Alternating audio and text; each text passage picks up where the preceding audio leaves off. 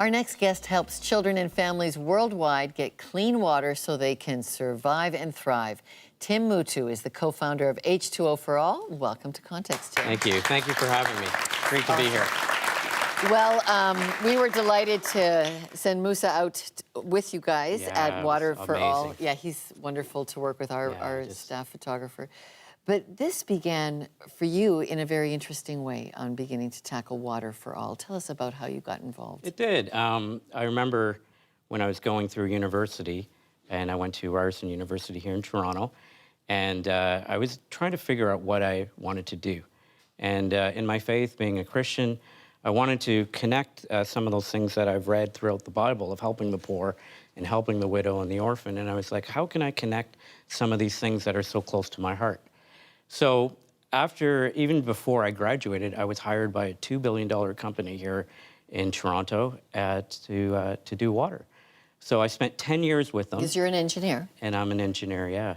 So I spent 10 years with them doing things all over North America, helping major cities throughout Canada and the US to bring clean water. And that's how my love for water began. But somewhere you make a shift and say, nice that North America, I could help as an engineer here. That's right. You take a big salary cut to make an adjustment for people who have the least of the water That's rights. right. In 2001, I had the opportunity, my first time to land on the continent of Africa. And I landed in Uganda, East Africa.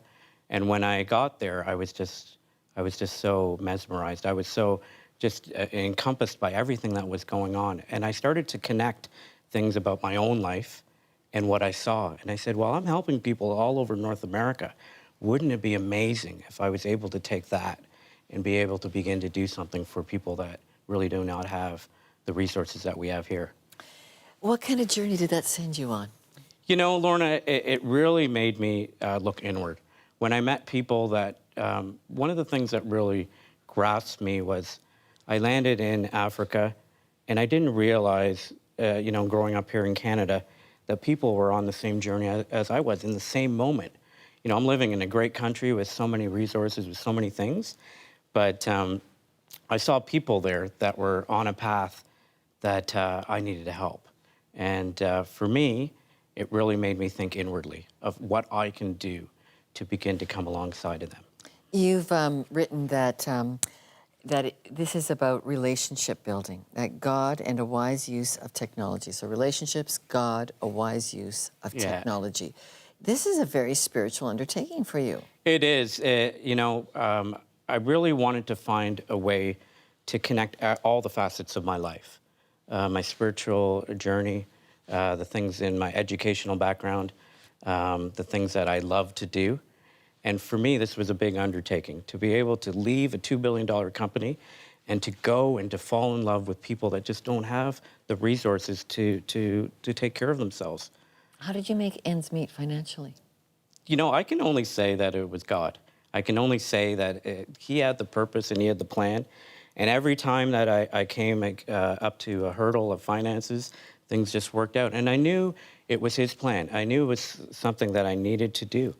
And it was just incredible to be able to walk into that and to be able to see him perform miracles in my life all the time. When did this sureness that you can be in relationship with God like that begin for you? How did that get discovered? Mr. Engineer, Mr. Science.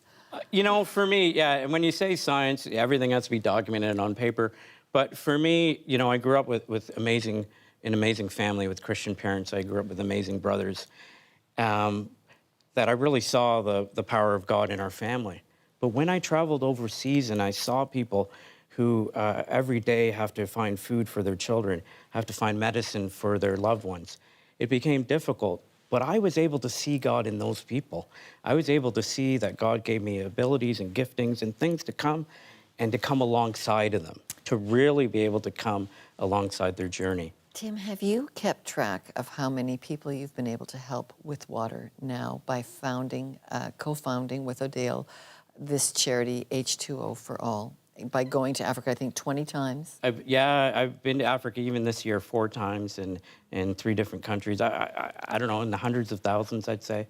We've impacted people just to be able to say, we are going to come alongside of you. And when I think about coming alongside of somebody, it's not really doing everything for them. It's empower them. It's training them. It's giving the tools and the resources. It's creating communication within the community. And that's kind of what I love to do. And that's what we've been able to do. So you've described water, technology, and God. How does that healing people's water supply, giving them water, fit into God's dream for the world in your mind? Water is the number one thing that we need to survive. It really is. And most of the diseases that are happening, most of the hospital beds that fill up the hospitals are all related to preventable diseases. And I really think God wants us to use our giftings and talents, wants us to say, well, what do we have to offer to somebody that might not have what we have? And that's what happened to me. I said, what do I have to offer to the widow, to the orphan, to the people on the other side of the planet that I can give them? And I really think water is the number one thing that we can give. We can change their health. We can change their finances. We can allow children to go back to school. We can allow women not to be traveling hours and hours every day and to really build them up. And it's just been an incredible thing. And I think that's where I see God saying, let's help people find their destiny and purpose. Right. And that's what the journey that I've found, and that's where I found God on the other side of the world every time I go. All right. Tim Muttoo, thank you so much. Thank you so much for having me. Great. H2O for All. Find out more about it at our website. And stay tuned for my final thoughts on water and the gift of life. That was great, Tim.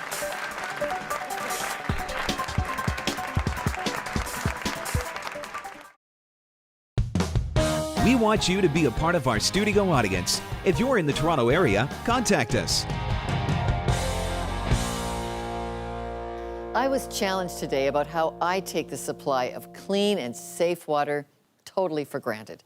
And I assume it will be there when I need it. When God made the world, He filled it with resources, but He gave us the responsibility of using them wisely and sharing natural resources with others. The next time I drink a glass of clean water, I hope I won't forget that it comes both as a gift and a reminder. There is much work to be done to ensure that water is available for all, and getting it to rural villages is the most effective way to fight poverty. To find out how you can learn more about the water solution problems and how to get involved, check out the resources at our website. Go into the resource section and you can get connected to our great guests and help out today. Well, send us your feedback on today's program. Call the viewer feedback line or send a message via email, Facebook, or Twitter. We always like knowing your thoughts on the issue of the day. For all of us, I'm Lorna. Thanks for watching, and join us next week as we explore life beyond the headlines.